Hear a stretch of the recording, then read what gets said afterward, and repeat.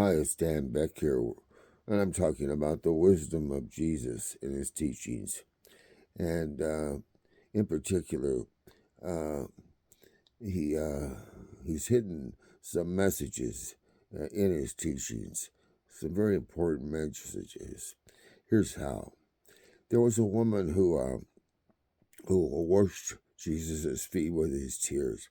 It's some scholars believe that it was in fact the woman who he saved from being stoned.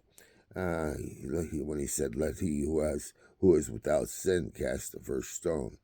And at any rate, um, when he did that, he stood up to the judges that were getting ready to kill her, and they had this bloodlust.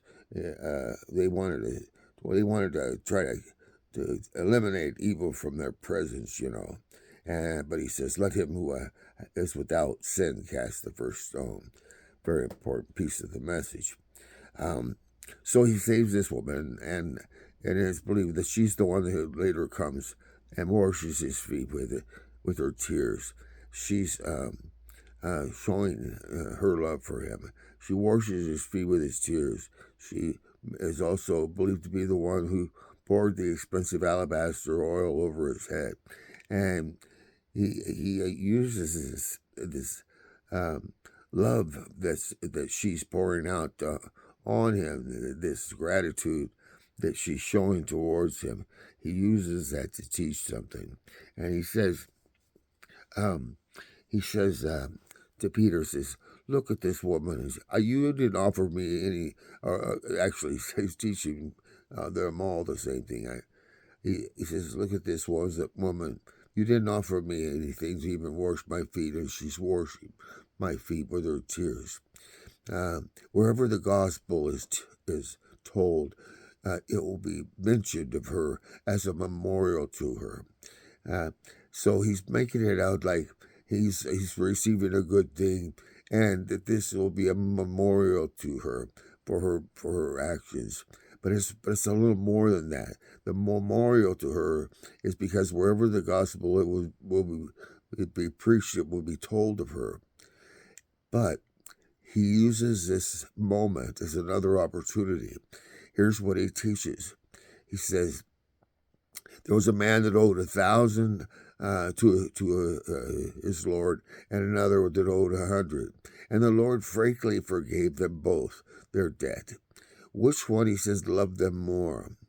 And the answer is, well, the one who was forgiven more loves more. He says, likewise, this woman whose sins were many, that it was forgiven, she loves more. And so he puts the emphasis of what was bad into an end result of of something that is very, very good, in that she loves more. And so she will spread the message of love more because she knows the damage that she did and the magnitude of love that it took to forgive that damage. And and so she's remorseful for what she's done wrong, but she's grateful that it's been wiped away, and and uh, and, uh, and so she loves more. There's comments made elsewhere. Just because the grace of love is there, don't use it as an opportunity to exploit it. Uh, should we sin so that love and grace could abound? God forbid. This is the wisdom of Jesus. He says, wherever the gospel is preached, it will be said of her. This message about the one who is forgiven more loves more is all part of the importance of the gospel, and it's a commandment of Jesus that her story be told and the lesson behind it be shared for the goodness of all. And so, if you're in a religion involved with different faiths, and they don't teach this, then they're ignoring the commandment of Jesus. He said, wherever the gospel is preached, it will be said of her. This is a commandment of Jesus. Your church should be sharing this truth, that the one who is forgiven more loves more. It's the very important part of bringing people to repentance. to realize that their forgiveness can be turned into a greater and deeper love, and that they have a valuable role in helping to bring forgiveness to others who are like them.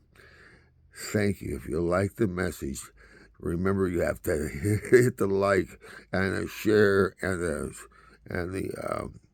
the subscribe button, all before I am done talking. Otherwise, it doesn't get shared.